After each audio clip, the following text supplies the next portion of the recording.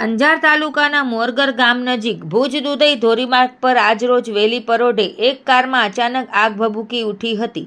આ ઘટનામાં કાર સંપૂર્ણપણે બળીને ખાખ થઈ ગઈ હતી। જો કે સદભાગ્યે કોઈ જાનહાનિ થઈ ન હતી। ભચાઉ ફાયર વિભાગની ટીમે તાત્કાલિક ઘટના સ્થળે પહોંચી આગ પર કાબૂ મેળવ્યો હતો। મળતી માહિતી મુજબ ભુજ ફાયર કંટ્રોલ રૂમમાંથી ભચાઉ ફાયર ટીમને આજે 28 સપ્ટેમ્બર 2025ના રોજ વહેલી પરોઢે 4 વાગ્યાની આસપાસ અંજાર તાલુકાના મોરગર ગામ પાસે કારમાં આગ લાગી હોવાનો કોલ મળ્યો હતો।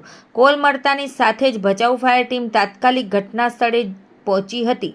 ફાયર ટીમે ઘટના સ્થળે પહોંચીને આગની જ્વાળાઓને અન્ય કોઈ નુકસાન પહોંચાડે તે પહેલાં પાણીનો મારો ચલાવી આગને સંપૂર્ણપણે કાબૂમાં લીધી હતી।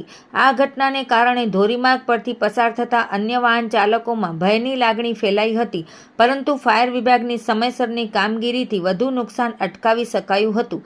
આ આગ ઓલવવાની કામગીરીમાં પ્રવીણ દાફડા, કુલદીપભાઈ અને શક્તિસિંહ સોઢા સહિતના ભચાઉ ફાયર વિભાગના જવાનો જોડાયા હતા।